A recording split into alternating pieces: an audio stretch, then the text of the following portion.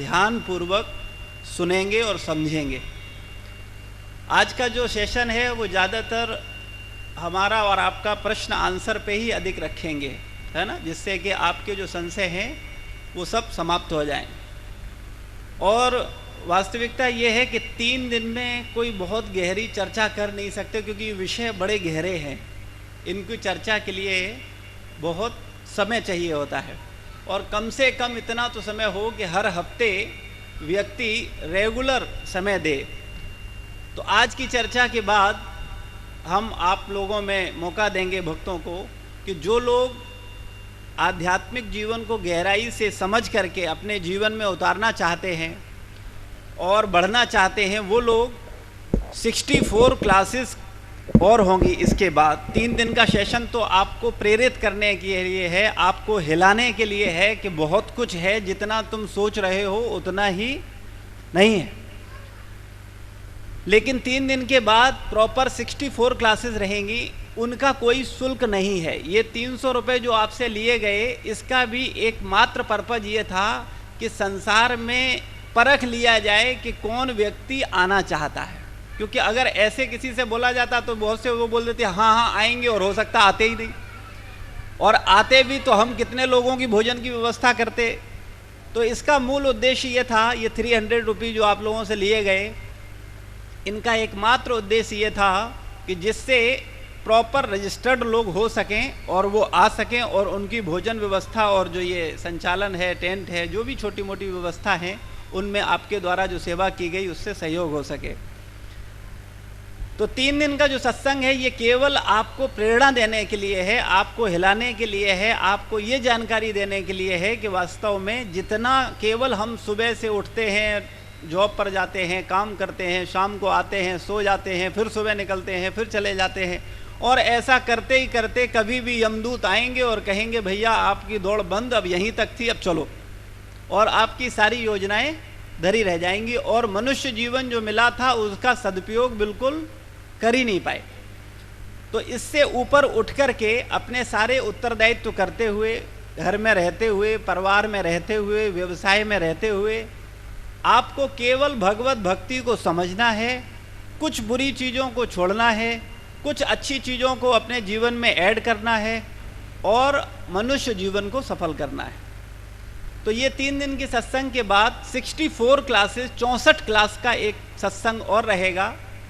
वो हफ्ते के हफ्ते क्लास होगा, हफ्ते में एक दिन, थर्सडे को क्लास रखेंगे शाम को, और उसमें गंभीरता से एक एक विषय को लेकर के 64 क्लास के अंदर आपको पूरा कॉन्सेप्ट क्लियर हो जाएगा कि वास्तव में योगी क्या है, तांत्रिक क्या है, ज्ञानी क्या है, भक्त क्या है, कौन से मार्ग पर व्यक्ति को कौन सी गति मिलती है ना। हर छोटी छोटी चीज़ें आपसे भी, आपको भी जब कुछ लोग होंगे तो उनसे चर्चा कर करके आपके भी जो प्रश्न हैं, आपकी जो जिज्ञासाएं हैं, उनको भी हम आसानी से सुन पाएंगे। तो ये 64 क्लास जो हैं, इसके बाद इस 3 दिन के सत्संग के बाद थर्सडे से, इसी थर्सडे से ये सत्संग शुरू करेंगे। तो जो लोग इसमें आना चाहते हैं, लेकिन मेरा अनुरोध है केवल वही लोग आएँ जो ये संकल्प लें कि मुझे 64 क्लास यानी हर हफ्ते रेगुलर अपना 1-2 घंटे का समय देना है, और विषय को गंभीरता पूर्वक समझ करके अपने जीवन में उतारना है। केवल वही लोग अपना नाम लिखवाएं। तो आज हम लोग जो चर्चा करेंगे वो ये है कि हमारा भगवान से क्या संबंध है, और मेरे मनुष्य जीवन का उद्देश्य क्या है। पिछले 2 दिनों में हमने चर्चा किया कि मैं कौन हूँ, हम क्या हर समय ढूंढ रहे हैं, और भगवान कौन है। आज कितने लोग ऐसे हैं जो पहली बार आए हैं, 2 दिन नहीं आए? काफ़ी लोग हैं। देखिए 3 दिन का जो सत्संग था, हमने अनुरोध किया था कि तीनों दिन रेगुलर आए जब तक, क्योंकि संक्षेप में चर्चा, थोड़ा डीप विषय पे चर्चा करेंगे तो बात समझ आती है। खैर, पहले दिन हम लोगों ने ये चर्चा किया कि वास्तव में हम अपने आप को शरीर और अपने नाम से, अपने आप को जो अपने आप की पहचान कर रहे हैं, कोई अपने नाम से, अपनी जाति से, या जहाँ हमारा जन्म हुआ है उस स्थान से जो हम अपनी पहचान कर रहे हैं, या ये हम अपने आप को मैं मान रहे हैं शरीर को, ये वास्तविकता नहीं है। हम शाश्वत हैं, हमेशा से हैं और हमेशा रहेंगे। जब तक व्यक्ति को ये बात समझ में नहीं आती कि वो भगवान का अंश है, आत्मा है, हमेशा से है, हमेशा रहेगा, तब तक ये पूजा, साधना, परमात्मा और भक्ति इनका कोई औचित्य नहीं है ना। भाई जब यही जीवन है, हम जन्म हुए उसके बाद खत्म हो गए, तो फिर क्या भक्ति, क्या साधना, कौन परमात्मा, क्या मतलब हुआ। और आज समाज में यही मानसिकता है। अगर हम अपनी अपनी बुद्धि पर ध्यान दें तो हमें केवल यही लग रहा है कि जो कुछ है वो यही जीवन है। किसने देखा मरने के बाद? मरने के बाद किसने देखा क्या होगा, कहाँ जाएंगे, क्या नहीं होगा, पता नहीं क्या है क्या नहीं है। अभी जो है उसको करो। प्रेजेंट टाइम किसी भी तरह से आप अपने आप को खुश करने की कोशिश करो, चाहे वो धर्म से हो चाहे अधर्म से हो, है ना। किसी भी तरह से अपनी इंद्रिय तृप्ति करो। लेकिन वास्तविकता में संसार में कितना भी हम खुश होना चाहें, यहाँ हम खुश हो ही नहीं सकते, क्योंकि भगवान ने इस जगत की रचना इस ढंग से की है कि यहाँ पर केवल दुख ही दुख हैं, भव सागर है ना। ये संसार जो है, भगवान भगवत गीता में बताते हैं, दुखालयम अशाश्वतम, यहाँ हम सुखी नहीं रह सकते। केवल वही व्यक्ति सुखी रह सकता है जो इस संसार से अपनी मानसिकता को, अपनी अटैचमेंट को अलग कर ले। रहे तो संसार में ही, क्योंकि संसार में ही रहना पड़ेगा, परिवार में ही रहना पड़ेगा, समाज में ही रहना पड़ेगा। लेकिन आपको समाज से, परिवार से, शरीर से अपने आप को अलग कर करके देखना है कि वास्तव में मैं आत्मा हूँ, हमेशा से हूँ, हमेशा रहूँगा। इस परिवार से, इस समाज से, इस देश से या इस संसार से मेरा नित्य संबंध नहीं है। कुछ समय के लिए हमारा इससे संबंध हुआ है, 10, 20, 50 साल के लिए बस। इसीलिए संत लोग, भक्त लोग बोलते हैं कि न हटो न सटो। न तो हमें हटना है एकदम, और न हमें उसमें लिप्त होना है। न तो हमें लिप्त होना है और न हटना है। कई बार बहुत से लोग सोचते हैं, बोले अरे संसार बेकार है सब, तो वो कामचोर बन कर के क्या करते हैं, बोले ना हम परिवार में जाएंगे, न गृहस्थ में जाएंगे, हम बिल्कुल जंगल में निकल जाएंगे, हम अकेले रहेंगे जाके वन में। तो अगर जंगल में जाने से भगवान मिलते तो सारे आदिवासियों को भगवान के दर्शन हो गए होते, है ना। केवल अगर घर परिवार छोड़ करके आप जंगल में जाओ और भगवान मिल जाए तो सारे आदिवासियों को भगवान का दर्शन हो गया होता। और वास्तविकता ये है कि अगर आप घर छोड़ करके चले भी जाते हो क्षणिक वैराग्य के कारण, तो जहां जाओगे वहां जाने पर भी आपकी अटैचमेंट तो बनी रहेगी। आपका घर का चिंतन, परिवार का चिंतन, अपनी संपत्ति का चिंतन, या जो छोड़े हो उसका चिंतन रहता ही है। कई लोग, जैसे कि कई बार कुछ लोग होते हैं, वो अपनी धन संपत्ति छोड़ करके भगवान की भक्ति में आते हैं, तो उन्हें इसी बात का घमंड हो जाता है। वो क्या बोलते हैं, मैंने इतना कुछ छोड़ा है, मैं इतना सब छोड़ करके यहाँ आया हूँ। तो वास्तव में हमारे जो आचार्य हैं उन्होंने कहा कि हमें कुछ छोड़ना नहीं है। क्यों? क्योंकि हमारा कुछ है ही नहीं, तो हम छोड़ेंगे क्या। भाई आप अज्ञानता के कारण, अविवेक के कारण ऐसा सोचते हो कि ये घर आपका है, ये जमीन जायदाद आपकी है, ये पत्नी आपकी है, ये बच्चे आपके हैं, जबकि वास्तविकता में ये जमीन, ये जायदाद, ये धन, ये संसार क्या आपका है? वास्तव में किसका है? भगवान का है। हमारा तो कुछ नहीं है। तो जब हमारा कुछ है ही नहीं तो हम क्या छोड़ेंगे? भाई मैं किसी चीज का मालिक हूं तभी तो उसे छोड़ सकता हूं। जब मैं किसी चीज का मालिक ही नहीं हूं, तो हमारे आचार्यों ने हम लोगों को एक सिद्धांत दिया, न हमें भोग में लगना है और न हमें त्याग में लगना है। न तो त्याग के विषय में चिंतन होना है और न भोग का। हमारा चिंतन ये होना है हम किस प्रकार भगवान की सेवा कर सकें, बस।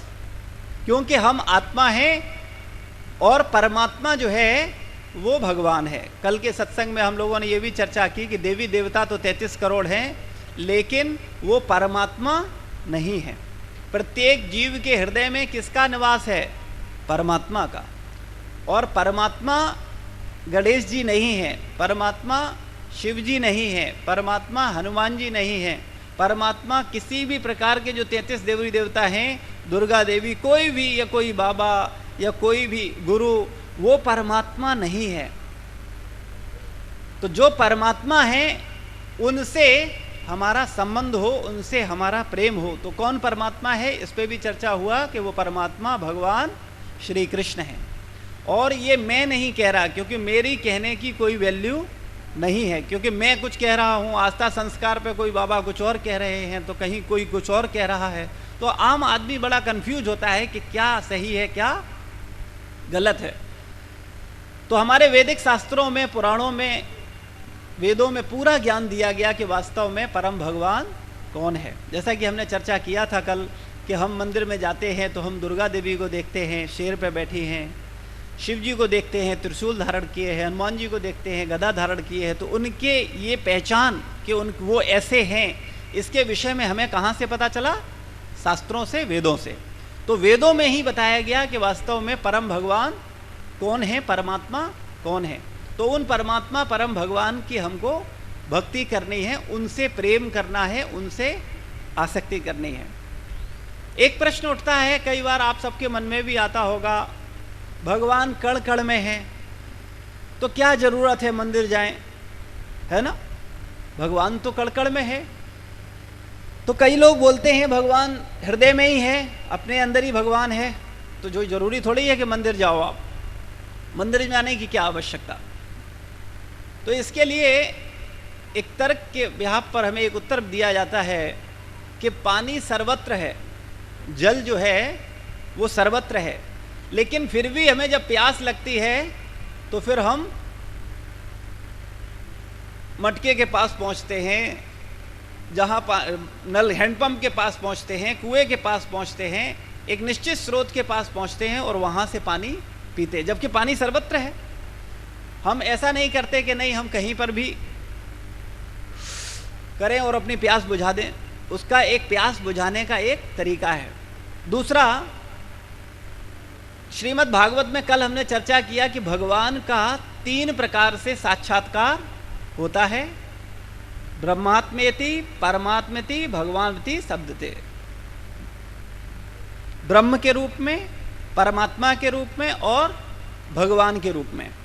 और इन तीनों की अलग अलग शक्तियां हैं।